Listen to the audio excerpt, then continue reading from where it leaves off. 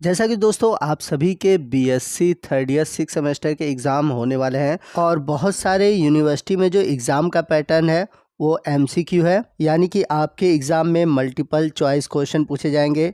जैसे कि अगर हम बात करें महात्मा गांधी काशी विद्यापीठ की, तो इस यूनिवर्सिटी के जो एग्ज़ाम का पैटर्न है, जितने भी इवन सेमेस्टर हैं जैसे कि सेकंड सेमेस्टर, फोर्थ सेमेस्टर और सिक्स सेमेस्टर, तो इनके जो एग्ज़ाम है वो एमसीक्यू होंगे। तो आज के इस वीडियो में मैं आप सभी के लिए लेकर आया हूँ आपके सिक्स सेमेस्टर बॉटनी का जो फर्स्ट पेपर है उसका यूनिट फर्स्ट, यानी कि सेल बायोलॉजी। तो सेल बायोलॉजी से जुड़े हुए जितने भी मोस्ट इम्पॉर्टेंट क्वेश्चन हैं उन क्वेश्चन को हम डिस्कस करेंगे और उस क्वेश्चन को मैं सॉल्व कराने के साथ साथ उनसे जुड़े हुए जो कंसेप्ट है उनको भी क्लियर कराऊंगा। और आपको बता दें कि आप जितना एमसीक्यू सॉल्व करेंगे आपका जो कॉन्फिडेंस लेवल है वो उतना ही बढ़ेगा और आप उतने ही क्वेश्चन को एग्ज़ाम में सॉल्व कर पाएंगे। तो आप ढेर सारे एमसीक्यू को सॉल्व कीजिए। आप जितना ज़्यादा प्रैक्टिस करेंगे आपको आने वाले एग्ज़ाम में उतना ही हेल्प मिलेगा।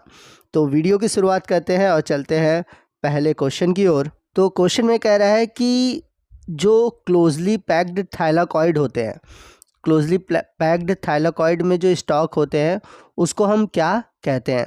तो आप सभी ने देखा होगा कि क्लोरोप्लास्ट के अंदर कॉइन लाइक स्ट्रक्चर होते हैं जिसे हम बोलते हैं थाइलाकॉइड, और ढेर सारे थाइलाकॉइड मिलकर एक क्लोजली पैक्ड स्ट्रक्चर बनाते हैं जिसे हम बोलते हैं ग्रेनम।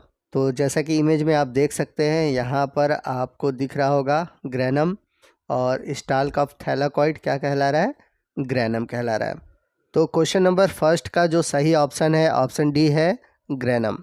चलते हैं अगले क्वेश्चन की ओर। क्वेश्चन नंबर सेकंड है which of the following cell organelles remain enveloped by single unit membrane, यानी कि कह रहा है कि सेल में कौन सा सेल ऑर्गेनेल्स है जिसमें कि केवल एक सिंगल यूनिट मेम्ब्रेन पाया जाता है। या फिर आप ऐसे भी कह सकते हैं कि सेल में कौन सा ऐसा सेल ऑर्गेनेल्स है जिसमें कि केवल सिंगल लेयर पाई जाती है। तो यहाँ पर आपको बता दें कि जो सेल के अंदर पाए जाने वाले सेल ऑर्गेनेल्स है जैसे कि न्यूक्लियस, माइटोकॉन्ड्रिया, क्लोरोप्लास्ट, इनके अंदर आपको डबल लेयर देखने को मिलेगा। लेकिन अगर हम बात करें लाइसोसोम की, तो लाइसोसोम में आपको केवल सिंगल लेयर देखने को मिलता है। तो इस हिसाब से हमारा जो राइट ऑप्शन होगा ऑप्शन फर्स्ट होगा। क्वेश्चन नंबर थर्ड है smooth endoplasmic reticulum is well develop in the cell which synthesize, यानी कि जो स्मूथ इंडोप्लाज्मिक रेटिकुलम है सेल के अंदर पाया जाता है वो कौन सा चीज़ सिंथेसाइज करता है, यानी कि अच्छे से कौन सी चीज़ों को सिंथेसाइज करता है। तो अगर हम बात करें स्मूथ इंडोप्लाज्मिक रेटिकुलम की, तो वो क्या करता है, स्टेरॉयड जो है उसको ईजिली और वेल डेवलप रूप से सिंथेसाइज करता है। तो आपका जो राइट ऑप्शन है यहाँ पर ऑप्शन फर्स्ट है। आइए चलते हैं क्वेश्चन नंबर फोर की ओर। क्वेश्चन नंबर फोर है the cell wall of certain fungi is made up of, यानी कि जो फंजाई की सेल वॉल होती है वो किसकी बनी होती है। तो फंजाई की जो सेल वॉल है वो बनी होती है काइटिन की। तो आपका राइट ऑप्शन है option four. Question number five है एल्यूरोप्लास्ट, एमाइलोप्लास्ट और एलियोप्लास्ट। तो अगर आप ध्यान से देखें तो जो एल्यूरोप्लास्ट है ये प्रोटीन स्टोर करता है, और जो एमाइलोप्लास्ट है वो स्टार्च स्टोर करता है, और जो एलियोप्लास्ट है वो फैट स्टोर करता है। तो इस हिसाब से देखें तो हमारा राइट ऑप्शन है ऑप्शन फर्स्ट। आइए चलते हैं अगले क्वेश्चन की ओर। क्वेश्चन नंबर सिक्स है the cytoplasmic connection from cell to cell are known as. तो दोस्तों ये क्वेश्चन बहुत ही अच्छा है। तो आपको बता दें कि सेल टू सेल जो साइटोप्लाज्मिक कनेक्शन होता है, यानी कि दो सेल के बीच जो साइटोप्लाज्म आपस में जुड़े होते हैं वो जुड़े होते हैं प्लाज्मोडेस्मेटा के द्वारा। तो आपका राइट ऑप्शन है ऑप्शन बी। चलते हैं अगले क्वेश्चन की ओर। क्वेश्चन नंबर सेवन है the term cell was given by, यानी कि कोशिका शब्द किसने दिया था। तो ये क्वेश्चन बहुत सिंपल सा है, इसका आंसर आप हमें कमेंट करके बताएंगे। क्वेश्चन नंबर 8 है राइबोसोम वर डिस्कवर्ड बाय, यानी कि राइबोसोम की खोज किसने की थी। तो इस क्वेश्चन का जो राइट ऑप्शन है ऑप्शन 4 है पैलेडे। आइए चलते हैं अगले क्वेश्चन की ओर। क्वेश्चन नंबर 9 है सेंट्रोसोम इज फाउंड इन, यानी कि सेंट्रोसोम कहाँ पाया जाता है। तो आप सभी ने प्लांट सेल और एनिमल सेल पढ़ा होगा। तो आपको पता होगा कि जो एनिमल सेल है, खासकर जब आप एनिमल सेल में सेल डिवीज़न देखेंगे तो न्यूक्लियस और साइटोप्लाज्म के बीच में ये पाया जाता है। तो पाया तो ये जाता है साइटोप्लाज्म में। तो यहाँ पर आपका जो राइट ऑप्शन है ऑप्शन ए है। क्वेश्चन नंबर 10 है प्लाज्मा मेम्ब्रेन इज, यानी कि जो प्लाज्मा मेम्ब्रेन होता है वो कैसा होता है, इम्परमिएबल होता है, सेमी परमिएबल होता है, कम्प्लीटली परमिएबल होता है या डिफरेंशियली परमिएबल होता है। तो सिंपल सा क्वेश्चन है, हम सभी जानते हैं कि जो प्लाज्मा मेम्ब्रेन होता है वो सेमी परमिएबल होता है। तो आपका जो राइट ऑप्शन है ऑप्शन बी है। क्वेश्चन नंबर 11 है middle lamella is made up of. तो आप सभी ने सेल वॉल पढ़ा होगा, तो सेल वॉल का जो मिडिल लैमेला है वो किसका बना होता है, तो ये बना होता है कैल्शियम पेक्टेट का। और ये क्वेश्चन बहुत इंपॉर्टेंट है और क्वेश्चन कई बार पूछा हुआ है, तो आप इस क्वेश्चन का आंसर जरूर याद रखिएगा।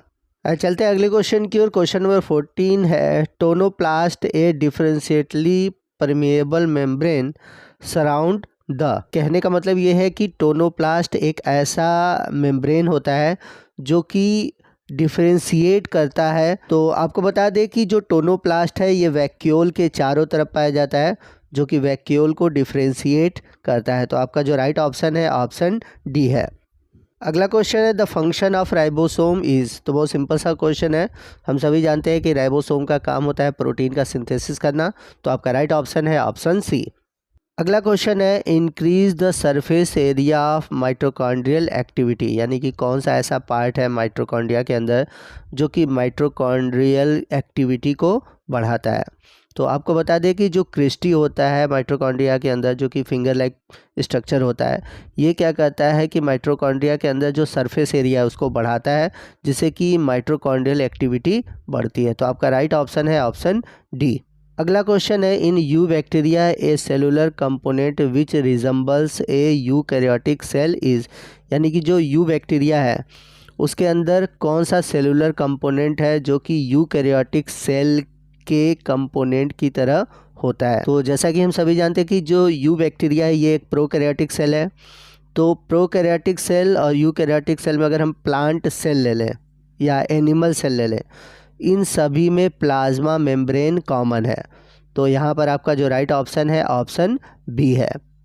अगला क्वेश्चन है which one is not a difference between prokaryote and eukaryotic cell, यानी कि इनमें से कौन सा ऐसा है जो कि प्रोकैरियोटिक सेल और यूकैरियोटिक सेल में डिफ्रेंशिएट नहीं हो सकता। तो यूकैरियोटिक सेल और प्रोकैरियोटिक सेल में जो सेल वॉल है वो कॉमन होता है, मतलब कि यूकैरियोटिक सेल में वो भी प्लांट सेल, उसमें सेल वॉल पाई जाती है, और प्रोकैरियोटिक सेल में सेल वॉल पाई जाती है। तो ये दोनों कॉमन है एक दूसरे के लिए। तो इस क्वेश्चन का जो राइट ऑप्शन है ऑप्शन डी है प्रेजेंस ऑफ सेल वॉल।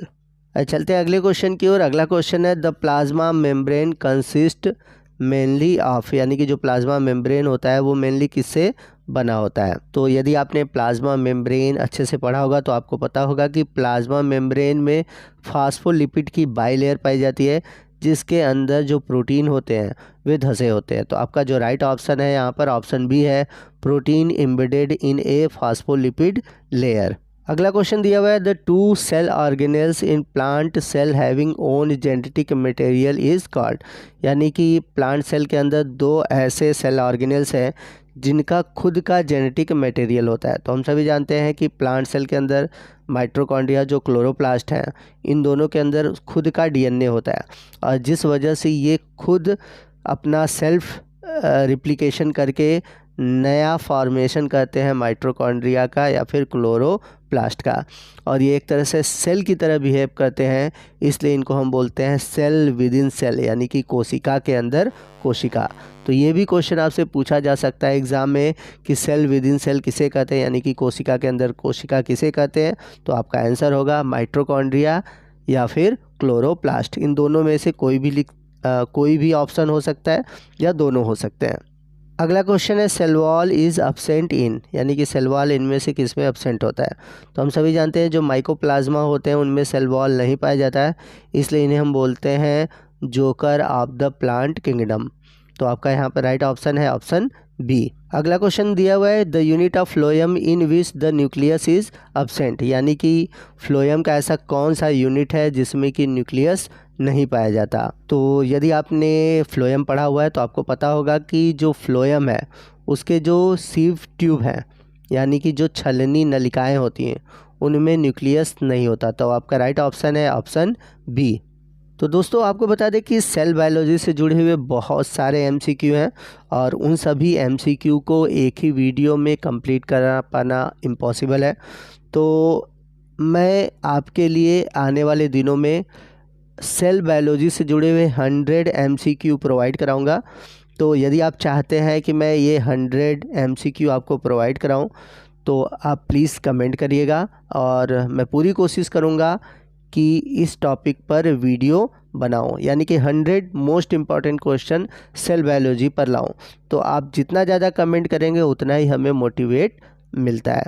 तो आपको आज का ये वीडियो कैसा लगा प्लीज़ कमेंट करके बताइएगा। वीडियो अच्छा लगा वीडियो को लाइक करिएगा, अपने दोस्तों में शेयर करिएगा और यदि आप हमारे चैनल पर नए हैं और अभी तक आपने हमारे चैनल को सब्सक्राइब नहीं किया हुआ है तो प्लीज़ चैनल को सब्सक्राइब कर लें और बगल में जो बेल आइकन है उसे ज़रूर प्रेस करिएगा ताकि जब भी मैं इस तरह के इन्फॉर्मेटिव वीडियो अपलोड करूं उसका नोटिफिकेशन आपको मिलता रहे। तो मिलते हैं अगले वीडियो में अगले टॉपिक के साथ, तब तक के लिए जय हिंद जय भारत।